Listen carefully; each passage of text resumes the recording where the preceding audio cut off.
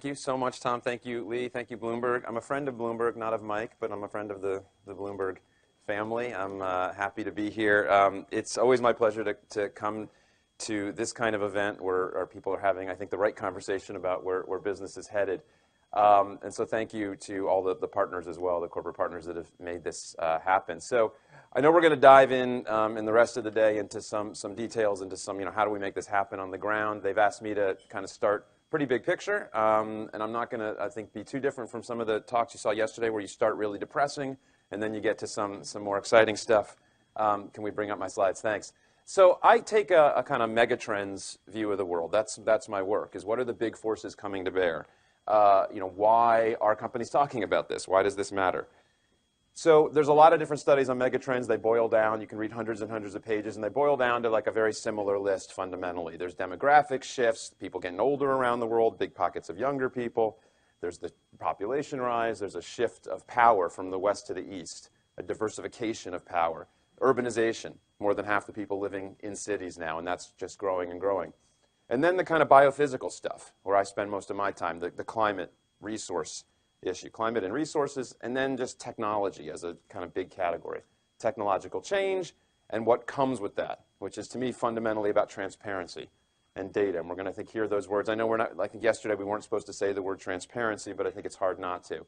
So I won't spend too much time on the big mega trends because I've only got so much time up here, but I think what's changed in the conversation of climate is that, people ask me why have companies kind of come to this, why I see far less resistance in business to talking about climate than ever before. And part of it is because we're actually experiencing it. It stopped being a model to discuss and debate a couple years ago. It started being something real. This is Louisiana recently, and the voices saying there's a problem here and that this is a business issue, the voices have changed. We heard from the Pope last year, and then we heard from the Pope of Business, Mayor Mike Bloomberg, telling us in the Risky Business Report, a very important document that said, hey, this is costing us billions. You heard that just now from Tom. This is costing us already billions. It's going to cost hundreds and hundreds of billions. And then a couple other big, typical tree-hugging, Birkenstock-wearing organizations like Citibank and the World Bank came out and said, between now and the middle of the century, according to Citi, climate change, if we do nothing, if we go on the path as usual, will cost about $72 trillion. And the World Bank, their number, instead of hundreds of billions, was actually hundreds of trillions, 150 trillion of kind of assets at risk. And so I have an economics degree from Princeton and an MBA from Columbia. And I don't say this to brag. I say this so you know I can confidently state that these numbers round up to about infinite. Like that's the number I would say we're talking about now. That the challenge we're facing economically is so large that putting numbers on them is almost absurd. This is systemic risk.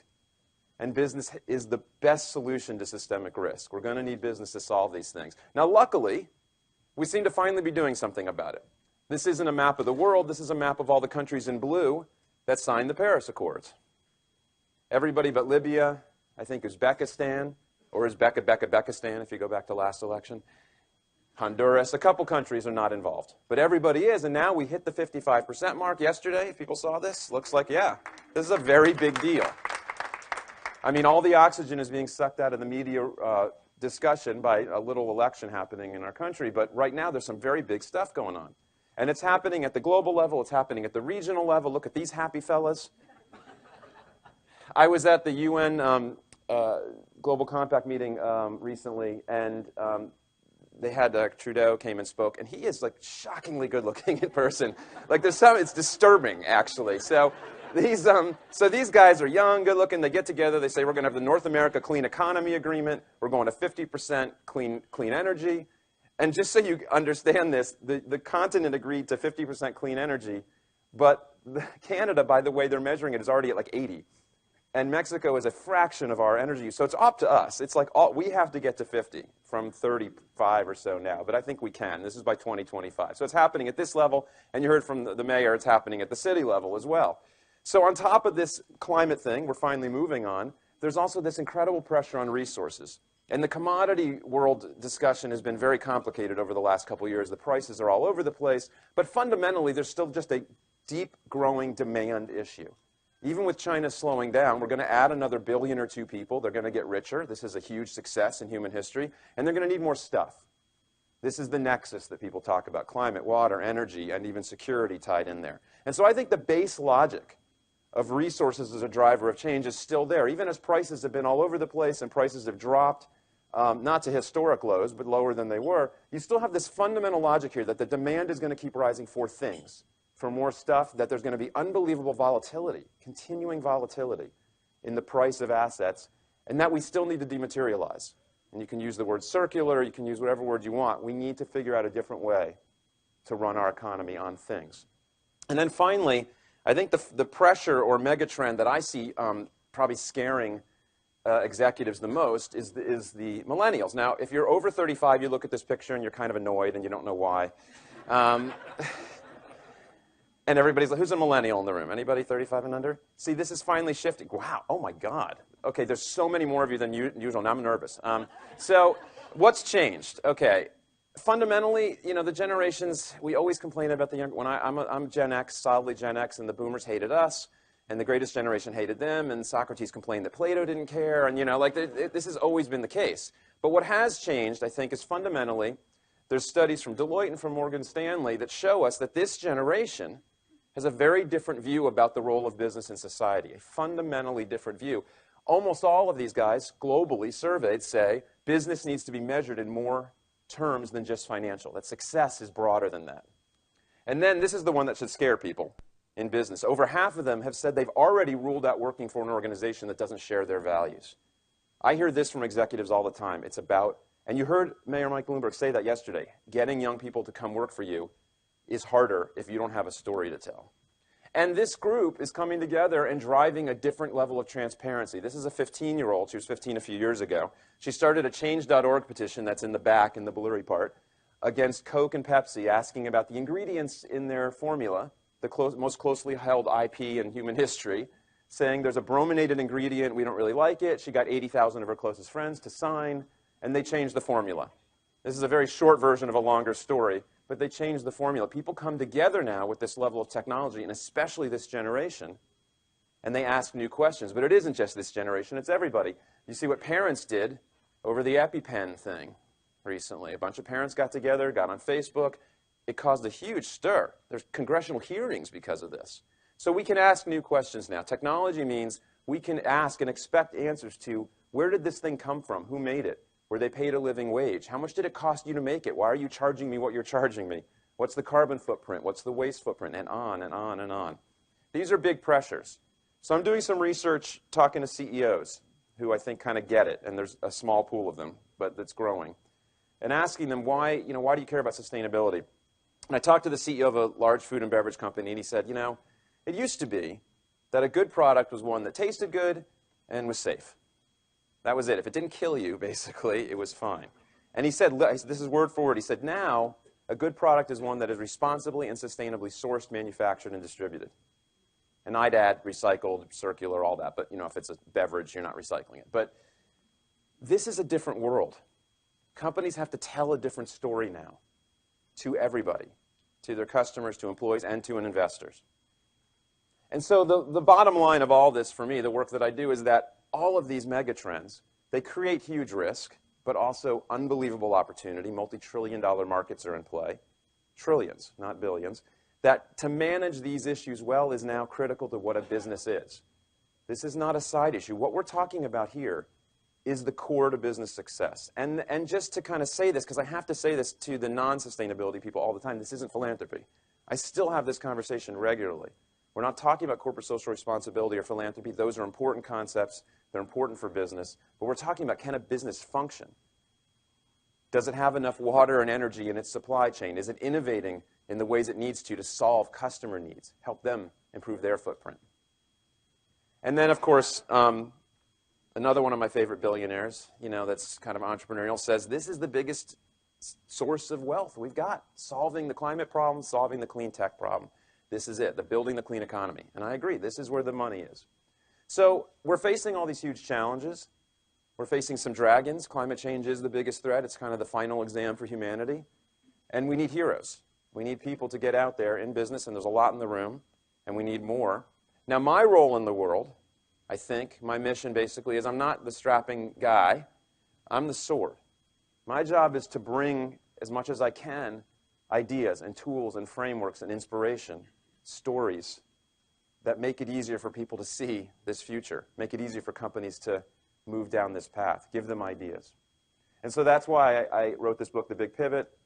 And the idea behind it is kind of fundamental, that business has been focused on maximizing shareholder value in the short run.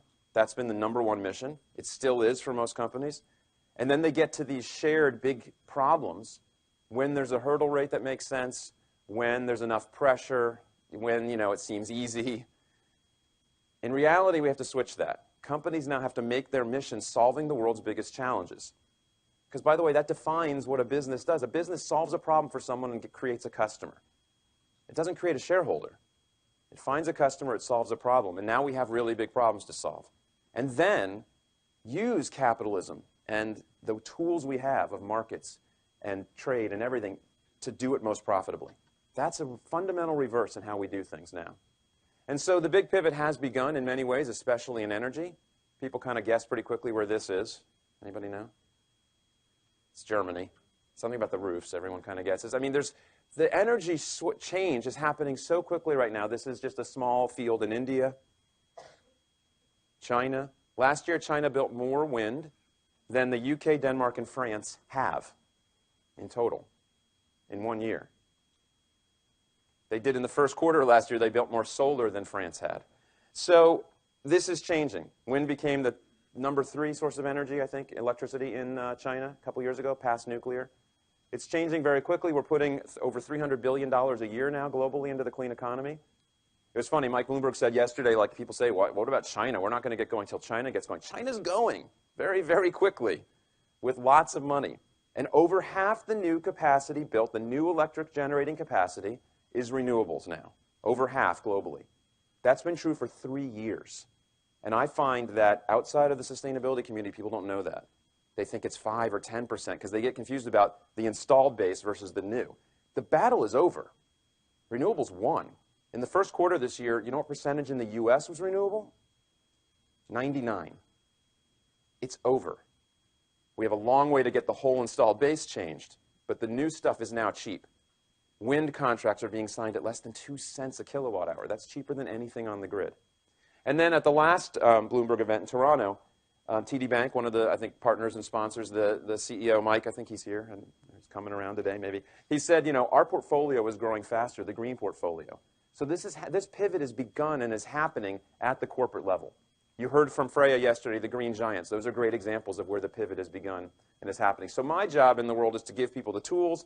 I've got this big pivot. I'm not going to go into the detail because there's like 10 strategies and I've got like 2 or 3 minutes left. But fundamentally, a change in vision is at the core. How do we see the world?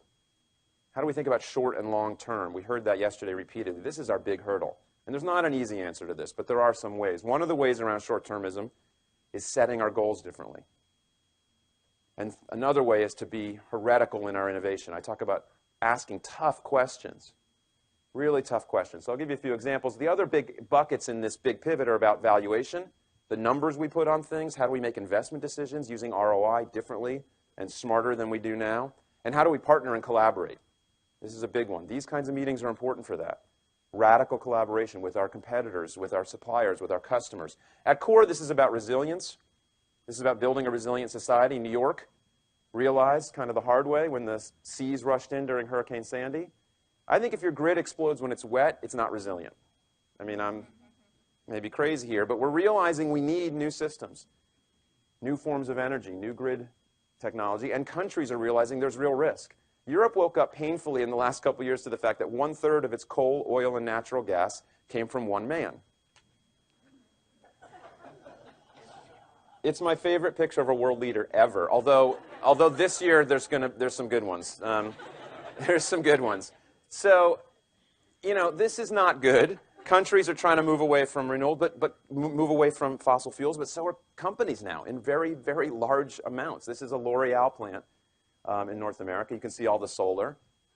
And we're hearing from companies, one of the executives at Walmart a few years ago said, we're buying so much renewables because we can keep our stores up and running no matter what the weather is. This is resilience. It's what I call revenue resilience. It's a kind of form of resilience that you don't hear about much. It isn't just business continuity. It's like selling more stuff.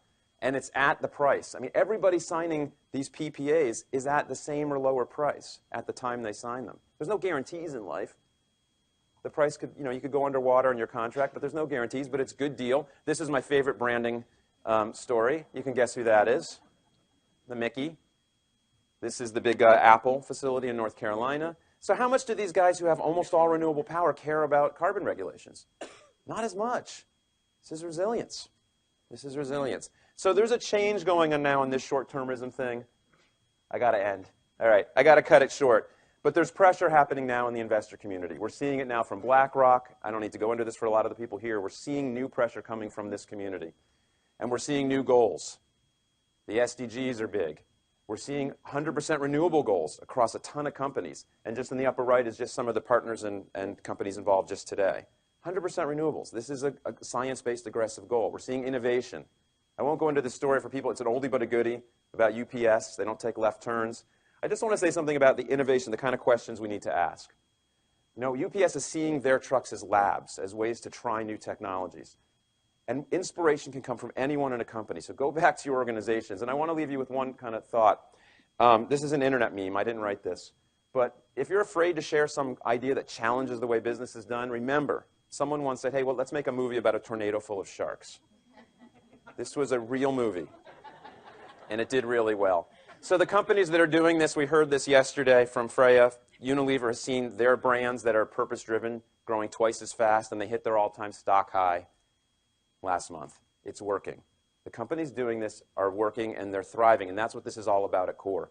A business cannot thrive unless the planet and its people are thriving. This is the fundamental reality we have to get. So I ask everyone here to ask yourself, what is your heresy? What's the question we need to ask about ourselves, our business, our lives? And what if the answer to those questions determined our future? Because they do.